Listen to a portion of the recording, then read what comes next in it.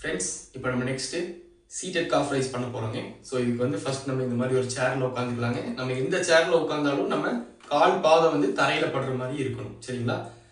So first இந்த மாதிரி ஒரு சேரில் உட்காந்துக்கலாம். அடுத்து நம்மளுடைய கால்கள் வந்து பார்த்தீங்கன்னா நம்மளுடைய ஷோல்டர் லென்த்துக்கு ஈக்குவலாக வச்சுக்கலாங்க.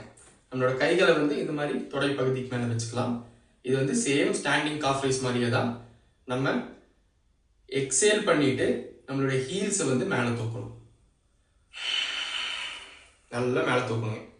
அதே மாதிரி இன்ஹேல் பண்ணிட்டு ஹீல்ல கீழே வைக்கணும்.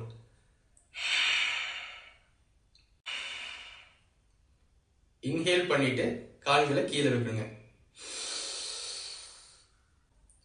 எக்ஸேல் அப், இன்ஹேல் டவுன்.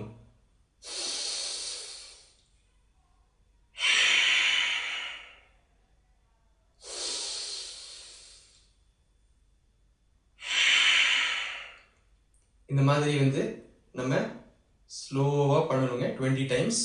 எந்த அளவுக்கு ஸ்லோவாக பண்ணுறோமோ அந்த அளவுக்கு நமக்கு எஃபெக்டிவாக இருக்கும். ஸோ நெக்ஸ்ட் வீக் நம்ம பண்ணக்கூடிய காஃப் மசில் எக்ஸசைஸ்க்கு இப்போ நான் ஸ்க்ரீனில் காமிச்சிருக்கிற மாதிரி இந்த மாதிரி ஒரு ஸ்டெப்பர் வந்து பர்ச்சேஸ் பண்ணிக்கலாங்க. இதுக்கு பேர் ஸ்டெப்பர். இது அமேசான், ஃப்ளிப்கார்ட் இது மாதிரி எல்லா வெப்சைட்லையும் அவைலபிளாக இருக்குது. இல்லை உங்கள் வீட்டு பக்கத்தில் ஏதாவது ஸ்போர்ட்ஸ் ஷாப் இருக்குன்னா அதில் கூட வந்து நம்ம பர்ச்சேஸ் பண்ணிக்கலாங்க.